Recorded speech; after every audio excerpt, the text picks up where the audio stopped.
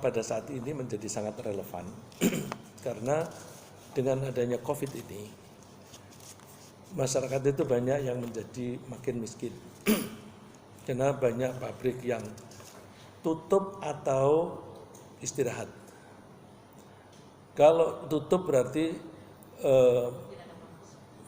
pemutusan hubungan, PHK. Kalau dia tutup sementara, bisa juga tidak mendapat penghasilan sementara, tapi bisa juga tetap digaji tetapi jumlahnya kecil. Ditambah lagi dengan kegiatan-kegiatan kita yang lain yang orang-orang bagi orang-orang yang penghasilannya kerja hari ini untuk makan hari ini, itu juga banyak yang kesulitan. Sopir bajai misalnya, oh masya Allah luar biasa itu, ya, sampai ada yang nangis-nangis minta ke masjid, minta dikasih uang saku untuk pulang. Ya, saya tahunya karena dia biasa mangkal di dekat masjid, terus kemudian minta kepada masjid dikasih duit pulang. Nah, kemarin itu sih yang pengurus masjid itu dia cerita, orang yang lapar itu keberaniannya muncul, dia berani mati. Ya lapar, kalau aku tidak makan aku mati. Kalau aku misalnya mau mencuri atau merampok, ada kemungkinan aku mati, tapi ada kemungkinan aku hidup. Jadi merampok atau mencuri itu lebih baik. Lebih baik dalam hal ukuran hidup dan mati. Ya. Itu keberanian muncul kuat sekali. Makin lapar makin kuat. Terus, nah korban ini kita harapkan bisa membantu menolong orang-orang yang semacam itu. Ada beberapa masjid yang berusaha mengumpulkan dana. Itu masjid yang saya cerita, itu masjid Syuhada itu. Kalau yang tadi saya cerita bukan Syuhada. Masjid Syuhada itu mulai dari Maret itu tiap hari memberi makan orang 175 bungkus. Tukang ojek itu biasa ke situ dan bilang, wah kebanyakan. Enggak, ini bukan untuk kamu, untuk keluarga, pulang. Makan bareng keluarga. Jadi porsinya besar. Itu sampai sekarang seharinya sekitar 175 bungkus. Nah, seminggu sekali atau beberapa kali begitu bagi sembako. Tapi kan itu jumlahnya tidak banyak. Dan juga yang dikasih hanya terbatas, seperti tadi hanya 175. Pemerintah DKI alhamdulillah mau memberi ada beberapa 2 atau 3 kali, ya. 3 kali kalinya. Tapi pemerintah pusat nggak tahu tuh anggarannya ratusan triliun, tapi sampai ke lapangannya kurang, katanya kurang tanggap sehingga presidennya marah-marah. Kenapa tidak cepat disalurkan gitu. Nah, itu alhamdulillah ada masjid-masjid yang menolong. Nah, sekarang ada momentum Idul Adha, itu bagus sekali bagi kita untuk menolong mereka yang tidak mampu. Di antara kita ada yang penghasilannya turun atau berhenti. Tapi di antara kita kan ada yang penghasilannya tidak terpengaruh. Ada pegawai atau bahkan pedagang yang penghasilannya tidak terpengaruh. Pegawai negeri insya Allah gajinya tetap ya Bu. Katanya TKD dari Pak TKD. Apa? TKD Pak. Dikurangi sedikit. Ya. Tunjangan itu berapa persen? 50%. Oh 50% besar juga ya. Ya itu terpengaruh. Tetapi kan kegiatannya berkurang. Tetap. Oh, masya Allah. Ya itu guru kena ya. Mungkin yang lain ada yang tidak kena. Misalnya lagi pedagang. Saya ketemu pedagang. Penghasilannya bisa berlipat Pak. Dia di bisnisnya menjual mainan Lego. Itu volume penjualannya meningkat bisa 2 kali lipat. Harganya bisa ada yang naik 40%, ada yang naik 100%. Saya tanya, mainan apa itu? Lego untuk orang dewasa. Yang untuk anak-anak biasa, tapi yang untuk dewasa itu pesat sekali. Karena banyak orang-orang yang tidak ke kantor, jemu di rumah, duitnya ada, karena kan dia tetap kerja di rumah, gaji tetap. Nah itu mereka untuk mengurangi kejemuan, beli Lego, pasang. Nah kalau anak-anak, Lego itu kalau begitu habis dipasang itu kan terus bongkar lagi, pasang lagi model yang lain, bongkar lagi. Orang dewasa enggak. Orang dewasa itu begitu jadi, wah bagus nih, pajangan, beli lagi, ya. Lah itu menjadi mahal, ya. Dan penghasilannya menjadi berlipat, gitu. Nah untuk orang-orang di antara kita yang kebetulan penghasilannya tidak terpengaruh, apalagi kalau yang makin meningkat, itu mari kita usahakan berkorban nanti. Nah, korban itu banyak orang salah paham karena salah mengartikan kata korban. Korban itu dalam bahasa Arab beda dengan korban bahasa Indonesia. Kalau ibu mau ngecek di kamus besar bahasa Indonesia atau kamus bahasa Inggris, karena korban bahasa Indonesia itu bahasa Inggrisnya sacrifice. Sacrifice atau korban itu kalau kita telusuri agama yang terdahulu, agama animisme dan sebagainya, itu korban itu bisa berupa binatang, bisa berupa orang. Yang orang Jawa mungkin bilang tumbal, ya, ada tumbal ya. Jadi ada orang yang dijadikan tumbal, direlakan dibunuh atau disalib, dipersembahkan kepada dewa. Itu yang namanya korban.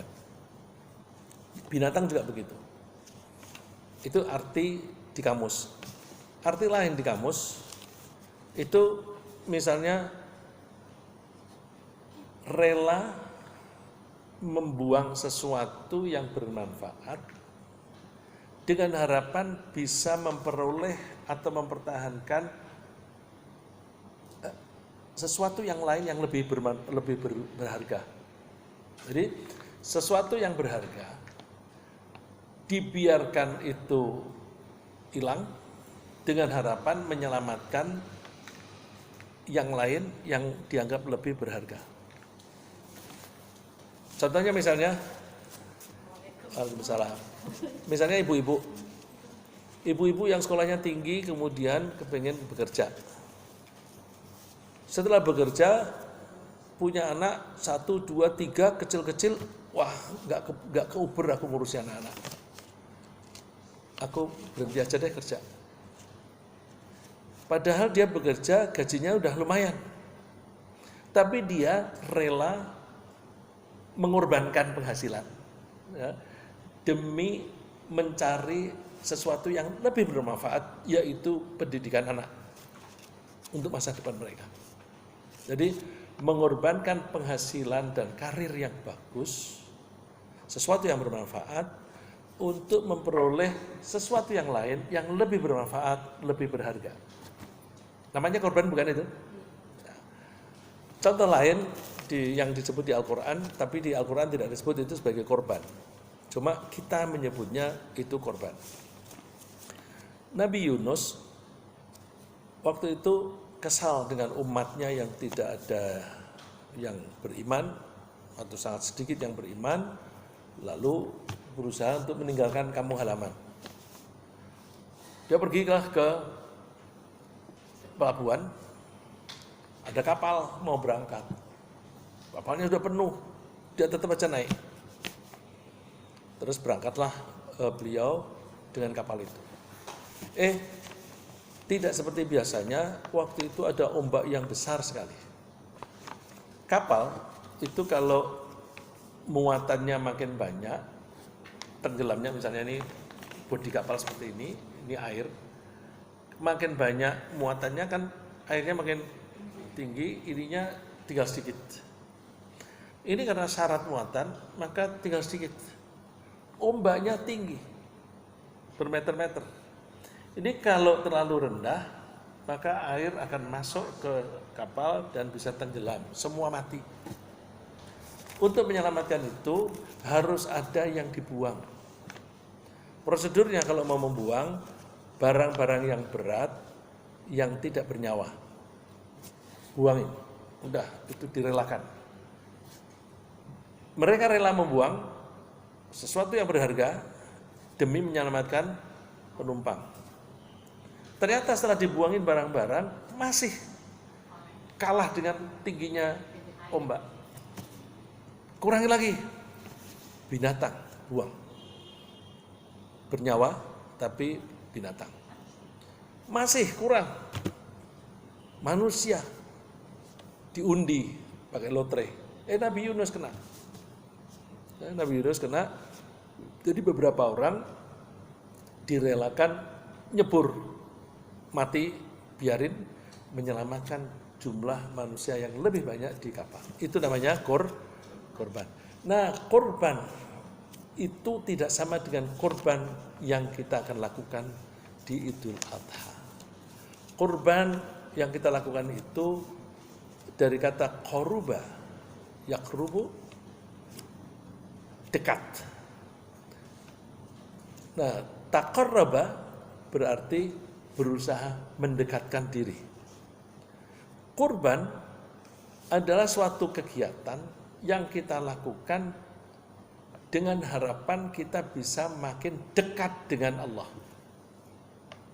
Nah, jadi kurban itu yang untuk Idul Adha adalah menyembelih binatang dengan tujuan mendekatkan diri kita dengan Allah. Nah, kalau definisinya itu semacam itu, maka apapun kegiatan yang tujuannya mendekatkan diri kepada Allah namanya kurban. Tetapi kurban yang Idul Adha itu khusus, yaitu menyembelih binatang. Jadi dengan demikian menjadi jelas bahwa kurban itu dalam bahasa Arab adalah menyembelih binatang dalam rangka kitanya menjadi lebih dekat dengan Allah.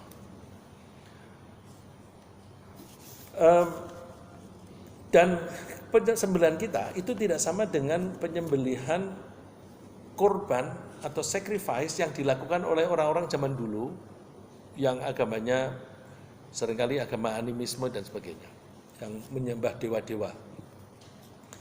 Mereka itu kalau tahu misalnya binatang atau seseorang dipersembahkan kepada dewanya.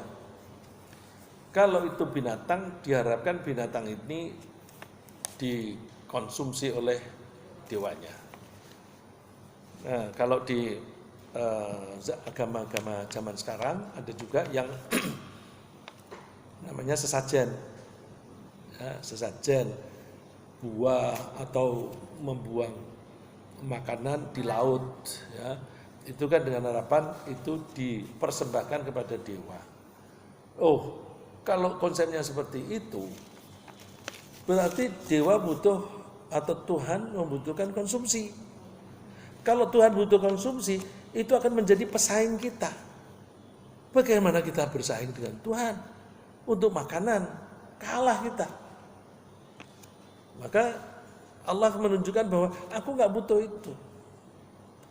Lanas aluka rizqo. Aku tidak minta rizki kepada kamu. Nahnu narzuquk, kamilah atau akulah yang memberi kamu rizki. Jadi Allah nggak butuh. Lah terus ini binatang yang kita sembelih itu untuk apa?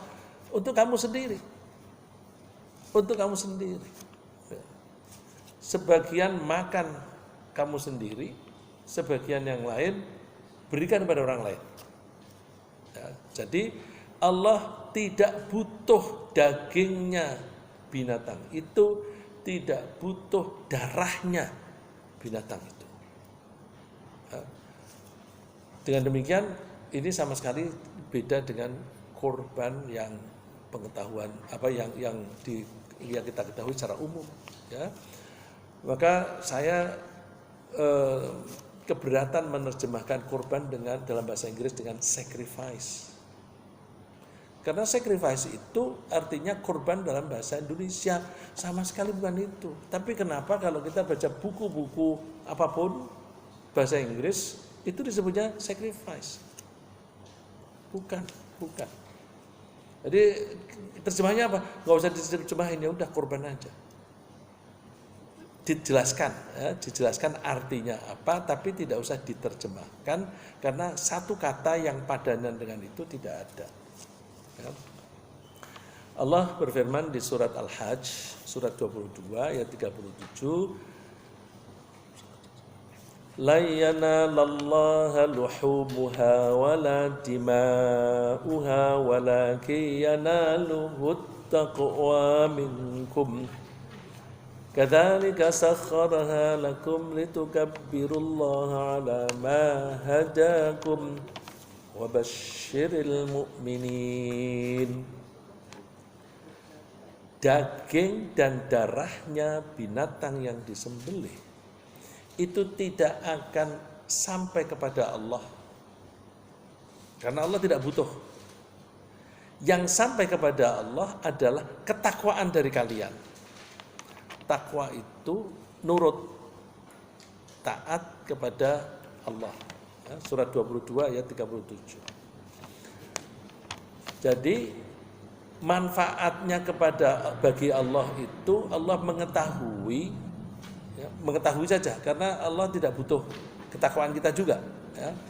Allah jadi mengetahui siapa di antara kita yang bertakwa, siapa yang nurut dan siapa yang tidak. Allah memberikan kebijakan semacam ini agar kita mau menganggap bahwa Allah itu maha besar. Litukabbirullah, agar kalian menganggap Allah maha besar. Maha besar yang bisa memberi hidayah kepada kalian. Oleh karena itu berilah kabar gembira kepada orang-orang yang berbuat baik. Ya. Sampai di sini jelas ya Bu? Saya teruskan. Terus korban itu wajib atau sunnah? Ada dua pendapat di antara ulama. Ada yang berpendapat wajib dan ada yang berpendapat sunnah muakkadah. Saya kira kita semua sudah tahu wajib dan sunnah. Kalau menurut ilmu fikih, wajib adalah suatu perbuatan yang kalau kita lakukan kita dapat pahala, kalau kita tinggalkan kita dosa. Sedangkan sunnah adalah perbuatan yang kalau kita lakukan kita dapat pahala, dan kalau kita tidak lakukan kita tidak dosa. Sunnah itu ada dua macam, ada sunnah biasa, ada sunnah muakkadah. Sunnah muakkadah itu sunnah yang sangat dianjurkan oleh Allah. Nah, pendapat ulama itu ada dua, wajib dan satunya lagi sunnah muakkadah. Tapi mayoritas ulama lebih memilih sunnah muakkadah. Mazhab Hanafi menganggap wajib. Pertimbangannya di surat An-Nahr, Al-Kautsar. Inna a'tainakal kautsar. Fasalli li rabbika wanhar. Inna syani'aka huwal abtar. Yang relevan dengan ini adalah ayat yang kedua, yang di tengah. Fasalli li rabbika wanhar. Maka salatlah kamu dan nyembelihlah dalam rangka kurban. Ada kaidah ilmu usul fikih bahwa kalau Allah memerintah, maka perintah itu secara hukum dianggap wajib. Ada perintah fasalli, salatlah, berarti salat itu wajib. Wanhar, menyembelih untuk kurban, kok pakai perintah, berarti ini juga wajib. Ya, satu dasarnya wanhar. Yang kedua, Rasulullah pernah mengatakan kurang lebih pengertiannya begini. Kalau ada di antara kalian mempunyai kelonggaran rezeki, tapi tidak mau menyembelih binatang untuk kurban, jangan mendekati masjid. Masjid itu Rasulullah memakai istilah musalla. Ya. Man kana lahu sa'ah, siapa yang mempunyai sa'ah, sanya pendek ya, kelonggaran rezeki, maka hendaklah dia menyembelih. Kalau dia tidak menyembelih, maka fala yaqrabanna musallana, jangan dia mendekati musola kita. Musola itu artinya tempat sholat. Ini musola, langgar musola, surau musola. Ini masjid, musola ya masjid. Ya, jadi masjid itu artinya tempat sujud, musola artinya tempat sholat. Tidak ada kriteria besar atau kecil, jamaahnya banyak atau sedikit, pakai sholat Jumat atau tidak, semuanya musola. Ya, istilahnya di situ musola. Nah, hadis ini memberikan gambaran bahwa nggak boleh mendekati masjid, berarti ini wajib. Tapi apakah wajib itu wajib ain? Wajib ain atau fardu ain. Salat zuhur itu fardu ain. Ain di situ artinya bukan mata, tapi individu. Ya. Ain itu artinya bermacam-macam. Ada kalanya mata, ada kalanya sumber air, ada kalanya individu. Kalau dibilang fardu ain itu fardu atau wajib yang sifatnya untuk setiap individu. Salat zuhur itu fardu ain. Apakah kurban itu fardu ain? Dalam arti semua orang muslim? Oh tidak. Itu fardu untuk orang-orang yang tadi mempunyai kelonggaran rezeki. Nah, soal kelonggaran rezeki itu self assessment, kita menghitung sendiri. Ada yang beranggapan namanya punya kelonggaran itu ya dia punya sisa harta yang cukup untuk konsumsi 1 tahun. Ada beranggapan dia punya sisa harta yang cukup untuk konsumsi 1 bulan. Ada yang lebih ketat, ya dalam hari-hari Idul Adha plus hari Tasyrik, yang 3 itu udah cukup. Ada kelebihan. Nah kalau punya kelebihan cukup nggak untuk beli kambing? Kalau cukup dia wajib. Jadi wajib bagi orang-orang yang gampangnya yang mampu. Nah soal mampu itu perlu deskripsi lagi. Tapi mazhab-mazhab yang lain, termasuk mazhab Syafi'i, Hambali dan Maliki, semua beranggapan itu sunnah muakkadah. Kenapa? Rasulullah pernah bersabda gini, salatsut hunna alayya faraid wa hunna lakum tatawwu'. Ada 3 pekerjaan yang bagi saya itu wajib, tapi bagi kalian itu sunnah. Sunnah itu istilah lainnya tatawwu' atau mustahab, istihbab.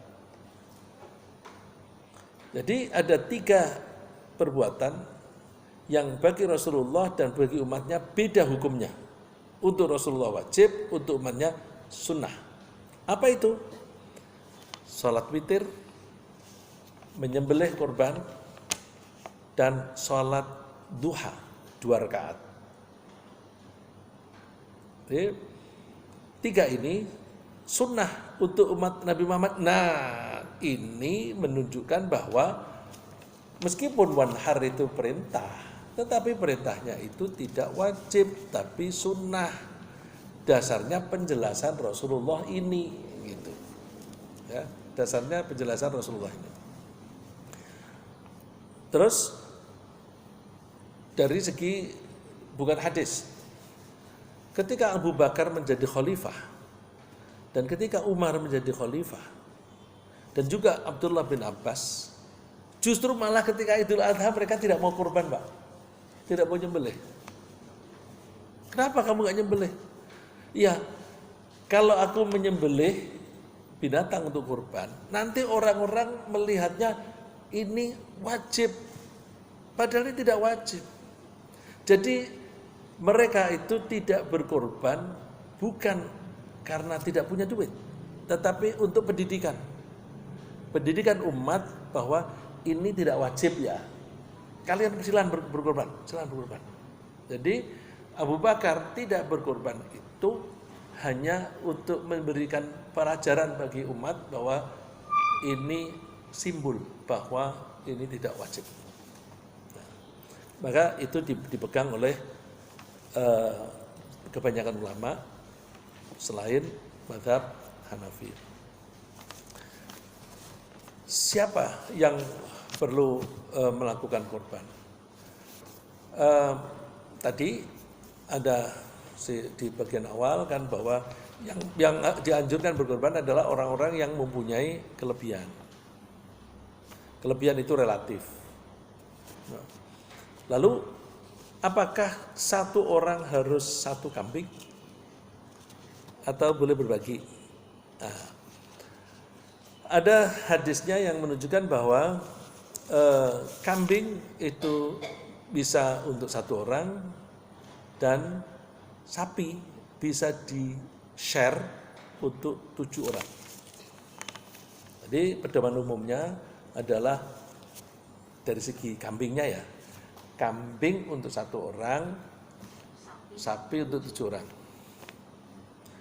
Tapi ketika menyembelih, kita boleh niatnya ini kambing korban untuk saya dan keluarga saya. Boleh. Boleh. Jadi dalam hal pembeliannya itu dibeli oleh satu orang yang mampu. Tapi pahalanya bisa untuk diri sendiri plus keluarga.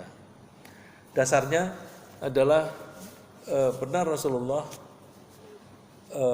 berkorban kambing ini untukku dan untuk keluarga Muhammad dan untuk umat Muhammad, bahkan untuk umat Muhammad lebih banyak lagi ya.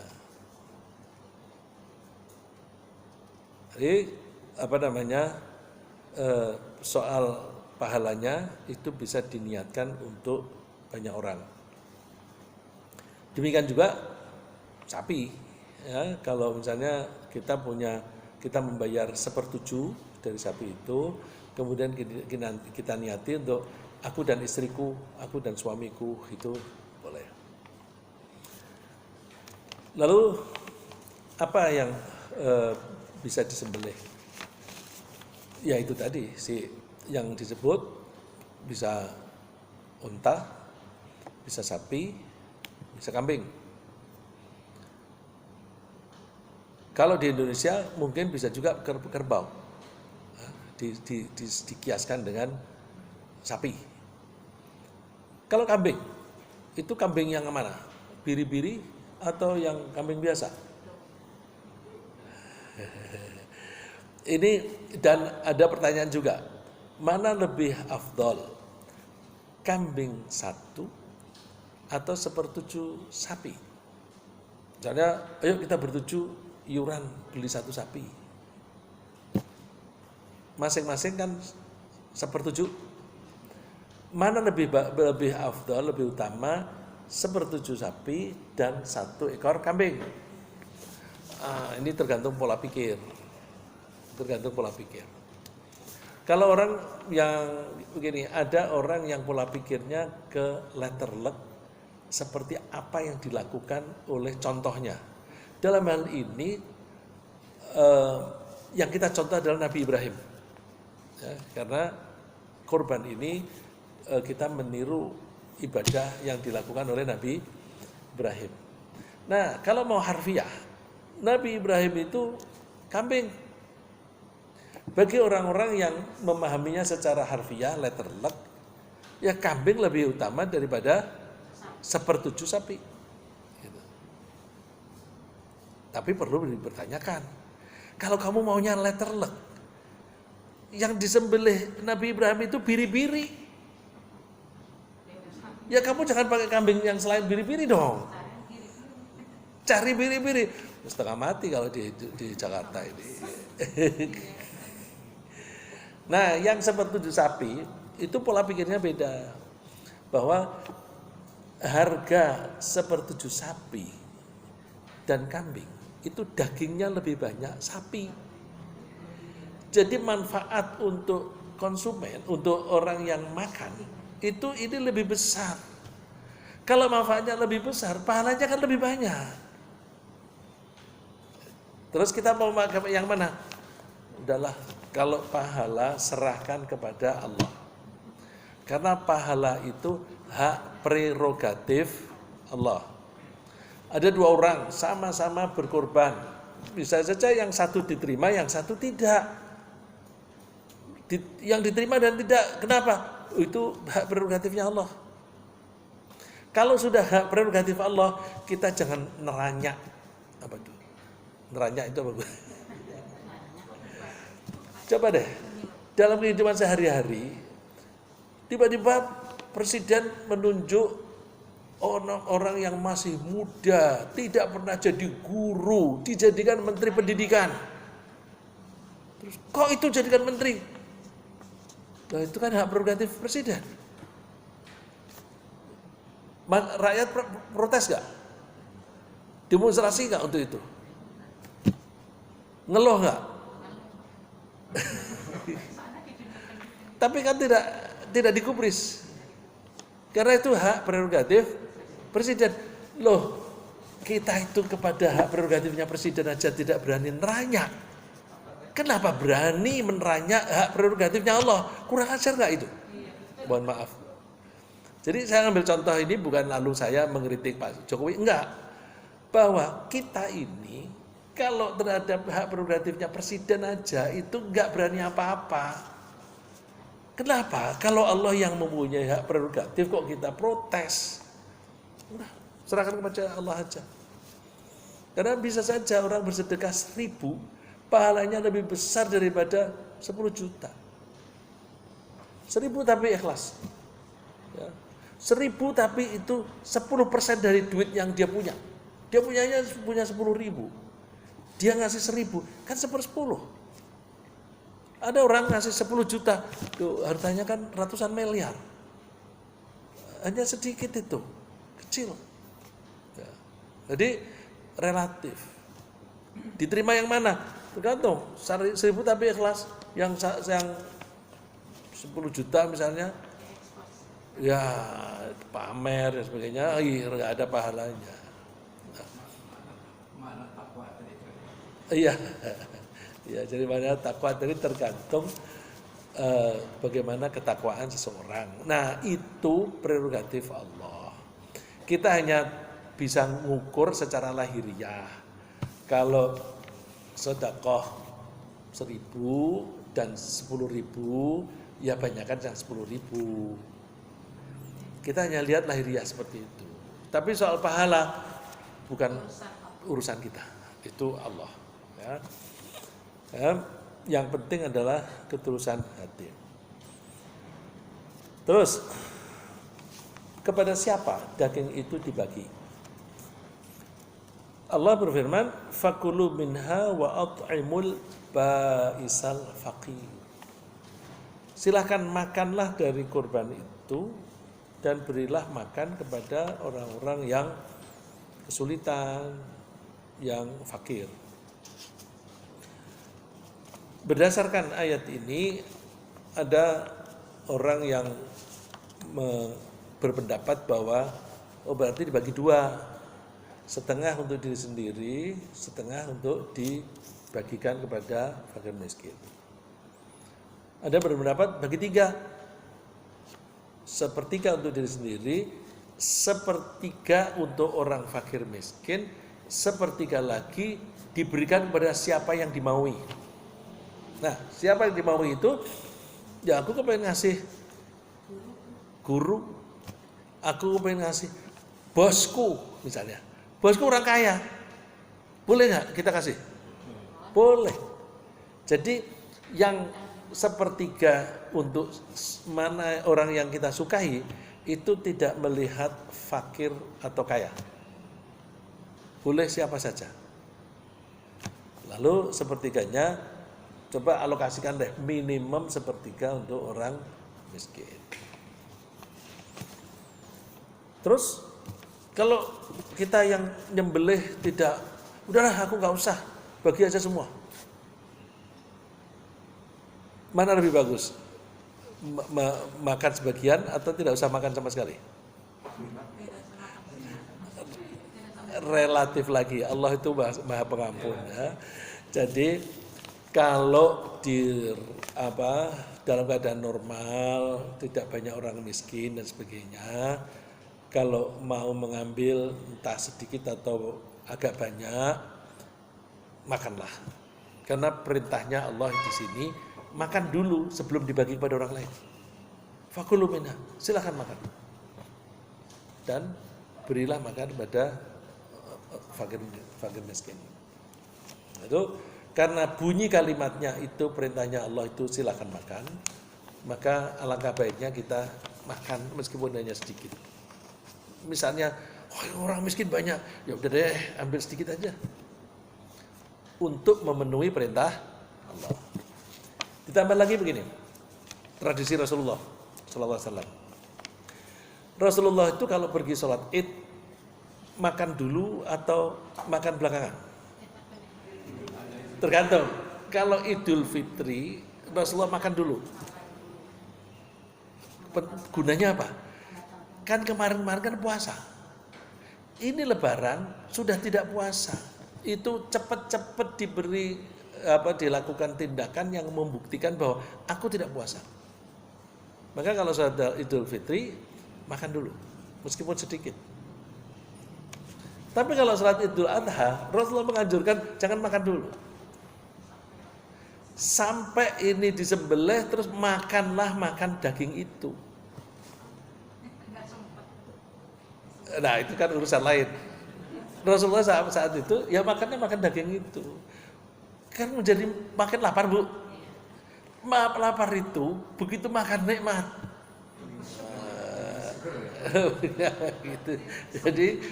Jadi apresiasinya terhadap daging ini menjadi lebih besar. Gitu. Rasa syukurnya meningkat. Ya rasa syukurnya meningkat. Ya. Jadi kalau bapak ibu mau kurban, nanti mau ambil apa enggak, lihat situasi. Kalau di lingkungan itu banyak orang miskin, mau wah udah bagi semua silakan. Tapi kalau bisa meskipun sedikit, ambillah untuk dimakan. Karena bunyi ayatnya itu silakan makan gitu. Terus kapan kita bisa nyembelih kurban? Binatang kurban. Paling awal nyembelih binatang kurban itu setelah imam turun dari mimbar. Kalau sholat Id itu kan sholat dulu baru khutbah. Kalau imam sudah turun itu baru boleh. Zaman dulu pernah ada seorang sahabat yang sudah nyembelih sebelum sholat Id. Oleh Rasulullah, ya udah itu sedekah, bukan kurban. Jadi yang namanya kurban itu mesti setelah sholat Id dan berikut khutbahnya. Sampai terbenamnya matahari di hari tasyrik. Ya, terbenamnya matahari di hari tasyrik. Tanggal 10 Dzulhijjah itu disebut hari Idul Adha. 3 hari itu berikutnya disebut hari tasyrik.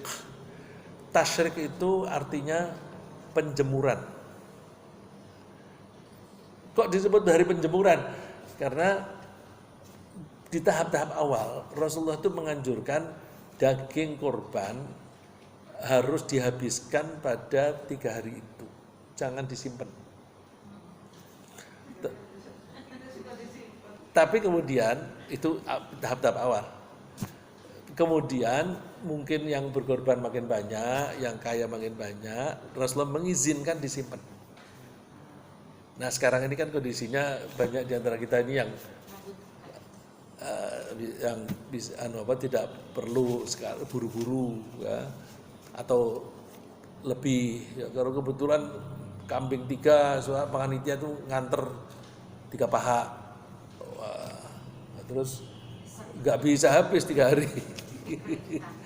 Nah cara mengawetkan zaman dulu itu nggak ada kulkas, mengawetkannya dengan cara dipanaskan matahari, maka disebut tasyriq ya, dijemur ya. Cara mengawetkan makanan itu kan bisa dengan dikeringkan, bisa diasinkan, bisa dimaniskan. Nah itu zaman dulu yang paling murah ya dipanaskan, dan kebetulan di Makkah Madinah waktu itu ya panas, expose terik matahari itu banyak. Jadi itu gampang disebut hari tasyrik. Nah hari tasyrik itu berapa hari? Ada ulama yang berpendapat hari tasyrik itu 2 hari saja. Tapi mazhab Syafi'i 3 hari. Untuk membahas hari tasyrik saat ini menjadi perlu, terutama untuk orang-orang yang kerja. Karena Idul Adha nanti kira-kira jatuhnya hari Jumat. Hari Jumat itu pendek. Kalau habis sholat Id kemudian nyembelih itu repot. Apalagi musim COVID semacam ini, banyak masjid yang tidak sanggup menyelenggarakan karena nanti antrinya itu susah mengendalikan masyarakat. Jadi dan dibagilah, seperti Masjid Syuhada itu dibagi ke musala-musala sekitarnya supaya tidak antri. Dan membaginya jangan kasih kupon terus ngambil di masjid, enggak. Didaftar nanti diantar supaya tidak ada antrian. Orang antri nggak dikasih, ya, antri nggak dikasih. Itu kebijakan, nggak tahu di sini tuh Pak. Ya, jadi karena ini hari Jumat itu waktunya pendek untuk siap-siap sholat Jumat, maka banyak yang tidak mau nyembelih hari itu. Nah, kalau itu kebetulan orang-orang kantor, Sabtu Minggu itu libur. Kalau hari kerja, Senin, boleh nggak? Boleh. Ya ikuti aja mazhab Syafi'i. Itu boleh di hari ketiga sampai maghrib. Kalau nyembelihnya malam hari boleh nggak? Di sepanjang tanggal 10, 11, 12, 13, bukan yang setelah 13-nya ya. Kalau setelah tanggal 13-nya kan maghrib sudah habis. Jadi itu sebelumnya itu kalau malam hari boleh nggak? Boleh tapi tidak baik. Ya, lebih baik siang hari saja. Oke. Lalu kalau ada pertanyaan, di mana kita boleh nyembelih korban? Jadi tasyrik itu hari kedua dan ketiga. Hari pertamanya kan masih Idul Adha. Ya. Tasyrik itu yang kedua dan ketiga. Dan keempat. Oh, 3 hari berarti ya. 3 hari sesudah Idul Adha. Ya, kalau Imam Syafi'i 3 hari setelah Idul Adha. Ada mazhab lain 2 hari setelah Idul Adha. Dan Mina. Nah itu karena di Mina itu kan 2 hari kan nginepnya kan. Dari situ maka dianggap hari tasyrik itu 2 hari. Tapi Syafi'i pakai dalil yang lain itu 3 hari. Ya, man ta'akhkhara fala itsma alaih. Itu menjadi ditambah lagi 1 hari. 2 hari. Kalau dari Cina pulang ke Mekah boleh 2 boleh 3. Ya. Nafar awal hari. Ya itu makanya karena ada nafar thani maka bisa 3 hari kan. Gitu. Itu kan suatu pilihan. Boleh dilakukan 2 hari, boleh dilakukan 3 kali. Ya. Yang berarti kalau itu dia milih yang 3 hari, terus korbannya dilakukan hari ketiga, menjadi boleh kan? Nah, terus kita yang tidak sedang ihram, tidak haji, ya mengikuti itu gitu. Ya oke, terusnya sudah jawab ya Bu ya. Di mana? Ini seringkali muncul pertanyaan. Di Jakarta ini, apalagi di Cempaka Putih ini, Berlimpah. orang kaya, orang miskin itu susah, jarang gitu. Sudah kan di kampung halamanku sana misalnya, itu banyak orang miskin. Boleh gak aku korban di kampung halaman? Boleh, ya boleh. Tapi yang lebih afdol itu di tempat kita tinggal, yang lebih afdol. Tentu itu kalau keadaannya memang banyak orang miskin. Dulu banyak teman-teman saya itu yang nitip, ada yang nitip kambing, ada yang nitip sapi di kampung saya di Rawamangun itu. Karena tempat tinggal saya itu begitu kita masuk gang itu, masya Allah, satu rumah kecil ada belasan orang yang tinggal di situ. Itu banyak orang miskin. Kalau istri saya jalan-jalan masuk gang itu digeret oleh sama orang. Bu mampir rumah saya, Bu mampir rumah saya. Supaya dikenali bahwa ini loh saya miskin. Iya, enggak. Saya itu pernah di pengajian saya bilang, kalau kamu mau ngasih sedekah, jangan menunggu orang datang. Orang datang itu berarti orang yang minta. Prioritasnya itu justru orang yang tidak minta-minta tapi miskin. Berarti kita yang proaktif, kita cari. Terus saya kasih contoh, istri saya ini suka keluyuran masuk gang. Oh ini layak dikasih, ini layak dikasih. Terus jadi zakat atau sedekah itu dikasihkan pada orang-orang itu. Nah, sekarang ini kalau istri saya begitu masuk gang, digeret-geret. Nah, rupanya teman-teman yang di pengajian itu ada beberapa yang tinggal di komplek perumahan yang nggak ada orang miskinnya, dan mereka kerja, ibu-ibu gitu, wanita, mereka kerja, nggak punya waktu untuk survei begitu. Bu, titip aja deh Bu, gitu. Nah, lalu terus istri saya makin banyak yang dibagi. Wah ini jadi dianggap istri saya itu tukang bagi-bagi, terus pakai digeret-geret. ya saya sering menghimbau di tempat mula. Korban juga begitu, dulu sampai pernah ada 2 sapi yang dititipkan saya. Saya bilang di tempatmu deh, prioritasnya itu orang dekat kok. Kalau saya kepengen popularitas, wah Pak Riza nyembelihnya 2 sapi, orang yang nggak tahu kan dikira begitu kan? Enggak, kembali ke Quran hadis. Anjurannya kepada orang-orang yang terdekat. Jadi saya tidak boleh memanfaatkan semacam itu untuk popularitas saya. Yang terdekat. Dan sekarang nggak ada lagi orang nitip.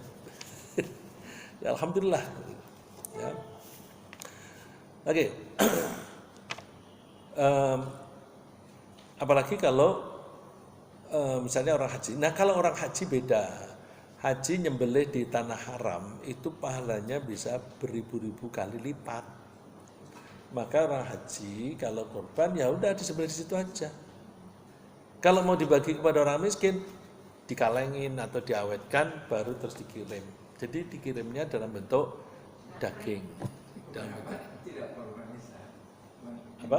Dam tamatu aja. Oh iya. Ya. Korban enggak. Lalu boleh nggak kita titip duit? Nah, kalau kita kirim sapi dari Jakarta ke Jombang misalnya, walah mahal. Dikoordinir travelnya. Ya udahlah kasih duit aja, nyuruh orang sana untuk membeli sapi. Travelnya yang koordinir dulu. Oh ya bisa juga begitu.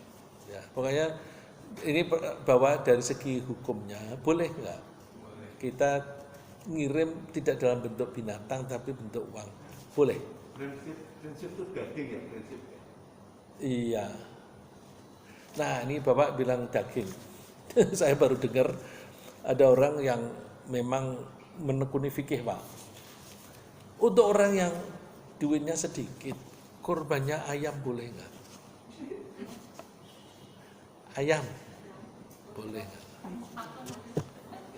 Kalau kita lihat hadisnya nggak ada itu, nggak pernah dibahas. Tapi kalau ihram kudam ya gitu.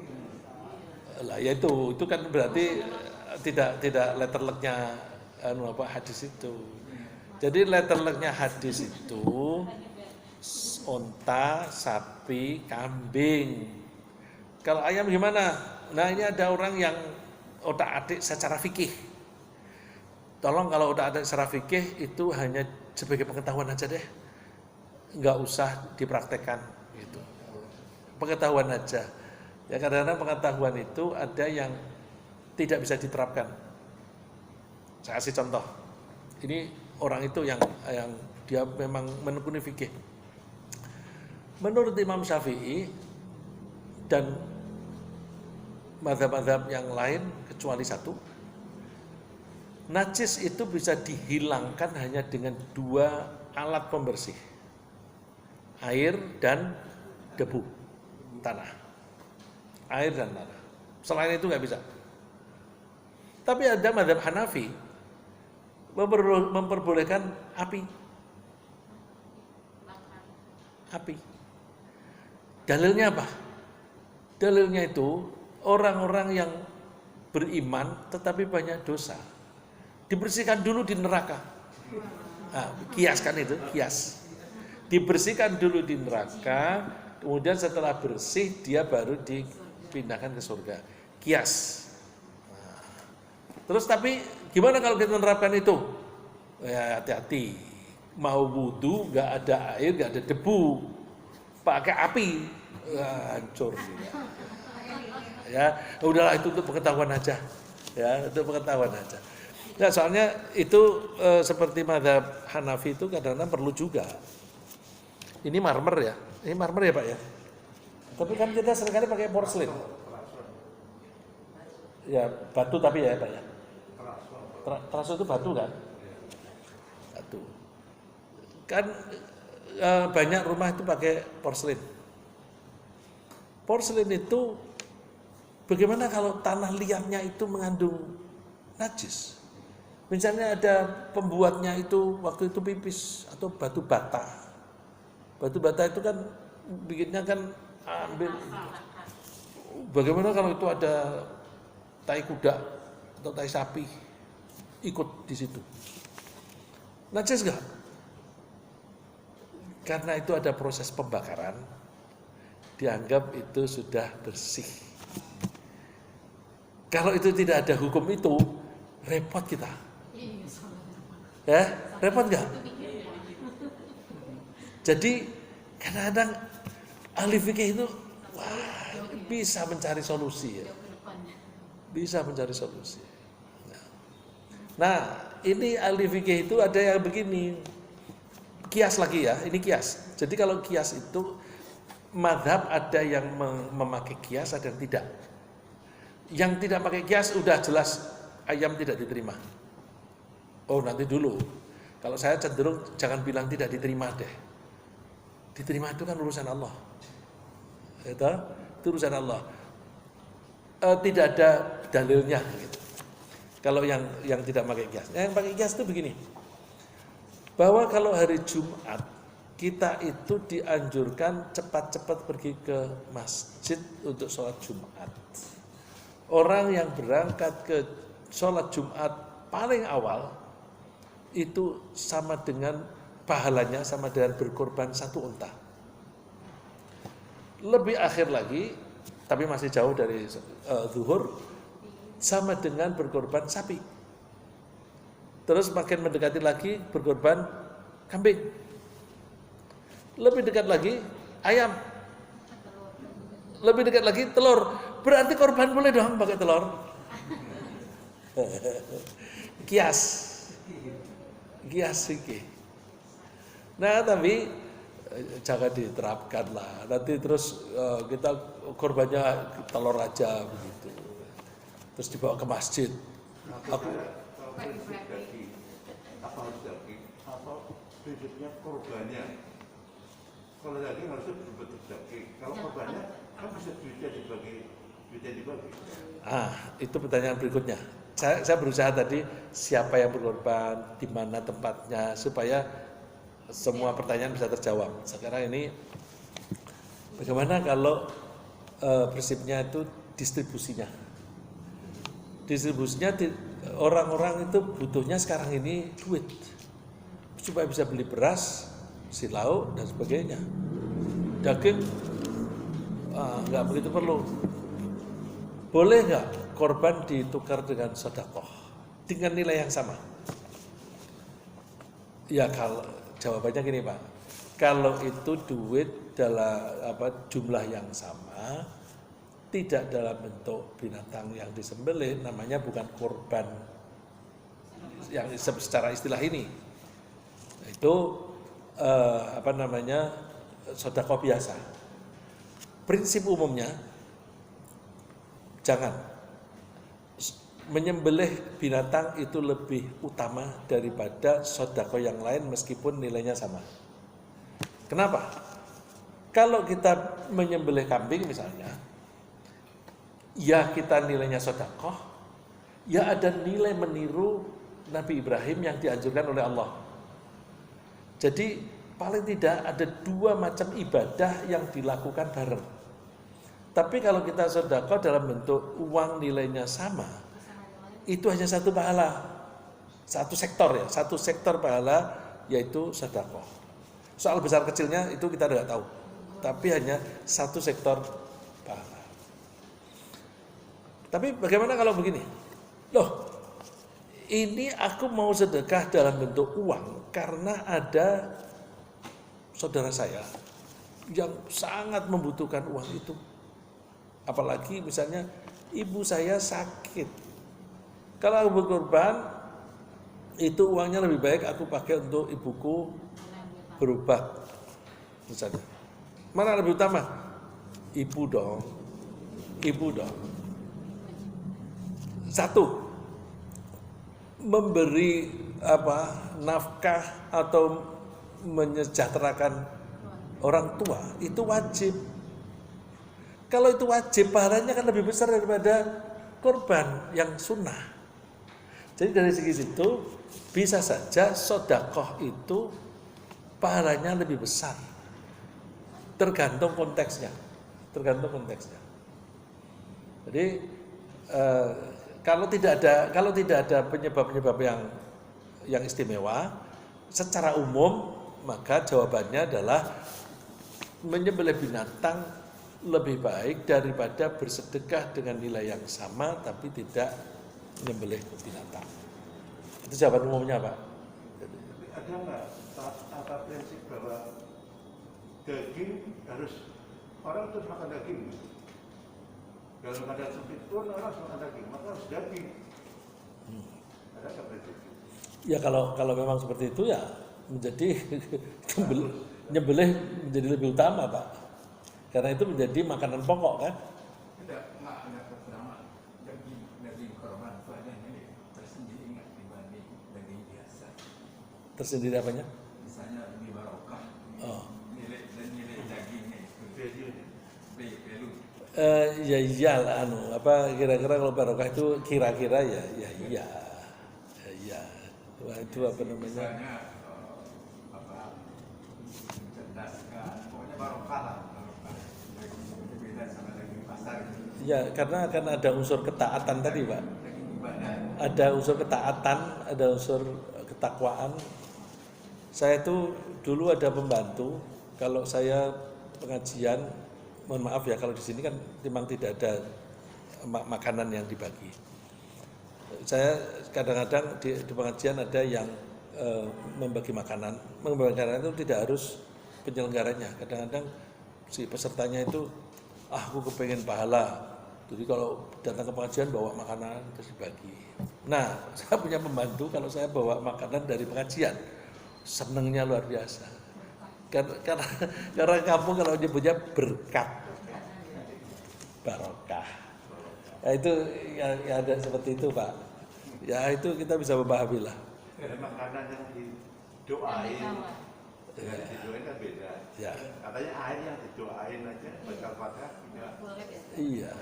bulan. Kalau bapak saya kalau baca Quran itu biasanya di depannya ada air, Air. terus ditiup. Oh ini airnya rebutan nih. Terus dan Tapi minuman bekas saya. ya, Minuman bekasnya kiai. oh iya, itu rebutan dan banyak orang yang lapor sembuh. Ya jadi ya udah memang anehnya begitu, gimana saya nggak bisa nggak bisa ngomong macam-macam. Ada kadang-kadang Tapi dulu sahabat tuh rebutan juga untuk memperebutkan air bekas wudhu Nabi, bekas cukur. ya kalau Rasulullah pakai istimewa ya itu kita bisa maklum lah. Terus orang sekarang ini kiai. Saya punya teman yang sekarang jadi kiai di Purwokerto. Itu kalau pas di rumah saya, bapak saya ketemuan kiai misalnya. Itu belum habis dia sebagai santrinya bapak saya. Dia membantu di dapur. Belum habis, dia keluarin lagi, Pak. Yang sudah ada diambil, diminum dia, minumnya begini. Supaya bekas bibirnya itu kena. Tapi dia jadi kiai itu sekarang tuh.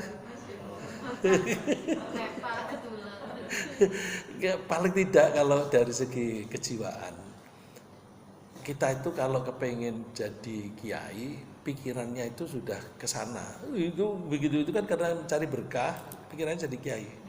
Orang kepengen kaya, itu pikirannya duit aja, nanti kan kaya. Ibu nggak pikirannya nggak duit melulu sih, Bu. Kan pernah jadi Pak Ustadz, Ya. Viral. Kalau uang yang apa? Ya. Psikologi dalam hal ini membenarkan barokah. Iya, kalau bahasa psikologinya itu self-fulfilling prophecy. Jadi, nah itu Mardigu itu pernah cerita. Dia kepingin menjadi orang seperti Bill Gates. Terus dia nyimpen fotonya Bill Gates di dompetnya. Aku suatu saat kepingin ketemu Bill Gates. Terus suatu saat datang ke Jakarta. Wah ini kesempatan ini.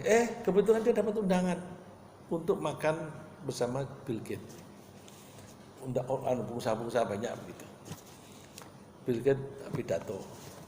Terus aku harus mengajukan pertanyaan yang bisa menjadi perhatian Bill Gates. Siapa yang bertanya? Dia bikin pertanyaan bertulis. Tulisan dia, aku yakin bahwa kamu tidak bisa seperti ada tokoh bisnis kaya raya, saya lupa namanya, Rockefeller atau siapa. Kamu tidak akan bisa seperti dia. Terus penasaran, siapa ini? Pertanyaan siapa ini? Terus si Mardigu, saya. Kenapa kamu berpikir begini? Terus dia cerita bahwa saya memang mengagumi kamu, ya, kamu bisnisnya maju dan kamu banyak dalam bahasa Indonesia bersedekah ya, membagi-bagi duit. Tapi aku yakin kamu pasti punya idola. Idolamu kira-kira ini, tapi kamu tidak akan bisa. Terus ini dia tunjukin, aku karena mengidolakan kamu, ini di dompet saya selalu ada fotomu. Terus Bill Gates keluarin foto Rockefeller itu. Iya, saya juga nyimpen ini. Nah, jadi kalau kita itu punya keinginan, kalau terus menerus kita bangun, nanti Allah akan nuruti. Nah itu si Kira-kira salawat itu maksudnya. ya bisa. Booster Ya. Oke, kita teruskan ya. Nah, ini saya ingin mengakhiri. Nanti kalau ada waktu masih bisa kita bahas yang lain yang relevan ya. Bagaimana kita bisa termotivasi dari dalam supaya kita berkorban itu ringan. Karena kalau kita tidak termotivasi dari dalam, korban itu susah, berat. Ya sekarang ini kan 3 juta belum tentu cukup. 31. Ya, 3,5 dengan ongkos potong. lah ya, 3,5. Oh, itu kan apalagi pada saat seperti sekarang ini, itu kan nggak gampang itu. Saya menabung tiap bulan, Ya, jadi nggak terasa tiap bulan dari itu setiap jadi dikumpulin khusus untuk itu. ya. Karena menunggu setiap saat oh, nggak bisa lagi oh caranya Iya. begini Ya.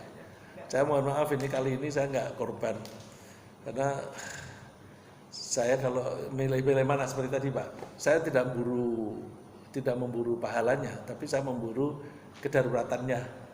Ini dengan COVID ini 2 bulan terakhir uang masuk untuk santri turun, itu sudah banyak gitu. Lah ini aku harus tombok nih, udahlah, aku daripada aku korban, aku pakai untuk membiayai ini. Nah itu jadi saya kali ini tidak korban, tidak nyembelih, saya mengutamakan ini. Pahalanya, terserah Allah lah. Karena ini santri-santri ini kan makannya kita tanggung, gitu. Makannya kan kita tanggung. Kalau kita nggak kasih, nanti nggak makan. Nah ini darurat. Berarti sama dengan saya tahun lalu saya korban ibu, tahun ini lagi-lagi ibu Pak. Ya tapi si Pak RT biasanya saya nyembelihnya di situ. Ada obatnya, ada anak saya yang kirim duit, ya aku korbannya di rumah aja deh di Sodong gitu. Udah jadi Pak RT tanya mau ikut berapa? Ikut 2. Jadi dari segi keluarga masih ada 2, cuma saya pribadi tidak mengeluarkan gitu. Ini kalau ayah sudah meninggal, jadi kalau kita anak sebaiknya gimana? Oh, artinya korban untuk atas nama Bapak. Iya maksudnya supaya ya itu aku dan keluargaku katanya gitu kan jadi. Ada pertanyaan semacam itu, para ulama umumnya menjawab bisa. Umum menjawab, jadi kita berkorban menyembelih kambing misalnya, pahalanya untuk bapakku boleh. Boleh. Bisa secara eksplisit ini kambing untuk bapakku. Bisa juga itu dirangkep. Ini kambing untuk korbanku dan keluargaku termasuk bapakku. Boleh. Tapi ibu juga masih ada kan berkorban juga. Oh, ya boleh. Ya makin banyak makin baik. Maksudnya lebih dari anak atau dari istri gitu ya. Niat, kalau namanya niat itu bisa, kalau bisa cakup semuanya aja deh. Biar pahalanya itu, soal nanti dikasih berapa oleh Allah itu terserah Allah. Udah niatnya ini loh, Rasulullah pernah mengajari gini. Ini contoh ya. Salah satu istri Rasulullah, saya lupa waktu itu siapa ya. Rasulullah pergi ke masjid, istrinya sholat di rumah, terus pulang dari masjid, istrinya masih di tempat sholat.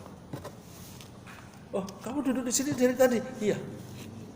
Kamu baca apa? Baca subhanallah wa bihamdih. Subhanallah wa bihamdih diulang-ulang. Wow, banyak amat. Kamu kalau membaca seperti yang saya baca, itu bacaanmu sedikit, tapi pahalanya sudah sama dengan itu. Bisa lebih malahan. Bisa lebih dari itu. Apa itu? Subhanallah wa bihamdih. Ya, adada khalqihi wa ridha nafsih wa zinata arshihi wa midada kalimatih. Subhanallah bihamdih, sebanyak hitungan makhluknya Allah. Yaduh, berapa itu? Enggak ada yang bisa ngitung itu. Malaikat pun belum tentu bisa ngitung itu. Wa ridha nafsih, dan sebanyak ridhonya Allah kepada dirinya sendiri. Wa zinata arsy, dan seberat arasnya Allah, dan sebanyak jumlah kata atau ayat-ayatnya Allah. Oh, itu jadi Rasulullah ngajari semacam itu. Nah kalau niat ya udah dibanyakin aja. Ini korban untuk aku dan keluarga besarku misalnya. Tidak dibatasi 7 ya. Tidak, nggak dibatasi 7. Ya, jadi udah sebanyak-banyaknya. Soal nanti Allah memberi berapa, serahkan pada Allah. Ya, gitu. Rambut. Sebanyak bulu. Iya, sebanyak bulunya. Ya, terus ini saya kembali ke tadi, supaya kita termotivasi, maka caranya gimana? Kita tanamkan rasa cinta kepada Allah. Kalau kita sudah mencintai Allah, maka kita punya motivasi untuk dekat kepada Allah. Dulu sudah pernah kita bahas, cuma saya mengulang lagi. Kalau kita mencintai sesuatu, maka kita akan berusaha selalu dekat dengan sesuatu itu. Kalau yang kita cintai itu orang, ya kita maunya dekat sama orang. Saya kasih contoh yang konkret yang kita alami sehari-hari. Kalau saya mencintai seorang wanita lain, ya, saya kepengen selalu dekat sama dia. Bagaimana supaya dekat? Nikahi. Dengan aku nikah nanti aku ada kewajiban memberi nafkah, aku akan nafkahi. Biar dia pergi. Kalau saya tidak nafkahi, dia minta cerai, ya kan? Jadi saya lakukan perbuatan yang menyenangkan dia, saya kasih duit dan sebagainya supaya dia tetap bersama saya. Kalau kebetulan kita jalan-jalan di mall, di toko emas, wah aku tertarik ini, terus seneng sama kalung itu misalnya. Ya kalau kita seneng kan kepengennya dekat. Supaya dekat gimana? Dibayar aja, terus bisa dibawa pulang. Dibawa pulang supaya dekat lagi, dipakai. Ya, jadi kalau kita mencintai sesuatu, kita akan cenderung selalu berusaha dekat sama dia. Kalau kita bisa mencintai Allah, kita akan selalu terdorong bagaimana aku supaya dekat dengan Allah. Nah, kalau kita tuh misalnya seneng sama istri, senengnya banget, kira-kira saya nurut nggak sama istri? Pak atau Mas, nanti kalau pulang beliin ya si apel ya. Apel yang gini, apel gala gini, 1 kilo. Saya belikan enggak? Beli. Misalnya, wah sudah hampir sampai di rumah, lupa. Pergi lagi tuh. Beli. Tutup, cari yang buka. Artinya tenaga kita keluarkan, duit kita keluarkan karena untuk memenuhi dorongan dekat tadi. Kalau kita mencintai Allah dengan sebenar-benarnya cinta, Allah nyuruh korban. Ibu sudah mulai setiap hari itu nabung 5.000, 10.000, tiap hari nanti kan pada Idul Adha kan cukup. Ya, ada 1 tahun ibu nabungnya. Ya setiap 1 tahun dan 1 gitu. Ya nabungnya itu. Setiap mulai gini habis itu mulai lagi sampai pas. Ya bisa sampai 11 bulanan kan. Ya. Itu karena apa? Rasa cintanya kepada Allah. Kalau kita sudah bisa mencintai Allah, udah deh. Kita rela tenaga kita, pikiran kita, duit kita hanya untuk dekat kepada Allah. Caranya gimana? Nurut aja. Kalau kita nurut, insya Allah pasti disukai oleh Allah. Kalau Allah suka, kitanya dekat, Allah juga dekat. Ya, jadi cara memotivasi diri, tanamkan rasa cinta. Menanamkan rasa cinta dulu sudah pernah kita bahas. Kalau kepengen membahas lagi, diulang lagi karena sudah lupa, boleh satu saat. Nah, menyembelih korban itu godaannya apa? Untuk membeli itu kan harus pakai duit. Dan kita punya kecenderungan mencintai duit. Kenapa? Duit itu sangat bermanfaat. Ketika aku lapar, pakai duit beres. Ketika aku mau pergi, ada duit, bisa beli mobil, beres. Kepengen istri cantik, misalnya apa? Saya sudah tua, bapak lebih senior dari saya. Kalau bapak mencari istri lagi yang muda, kira-kira masih bisa nggak pak? Asal ada duit banyak, bisa. Ya, jadi mohon maaf Pak, saya tidak menganggap Bapak kepengen itu.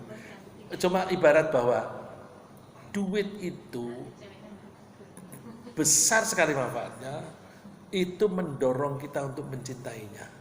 Karena apa? Cinta itu akan muncul terhadap seseorang atau orang yang memberi manfaat kepada kita. Tadi saya kasih contoh kalung perhiasan.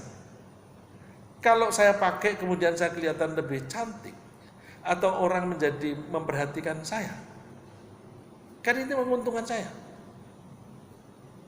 Kalau baju saya pakai, wah kamu tambah cantik deh. Kira-kira baju itu dipakai lagi gak?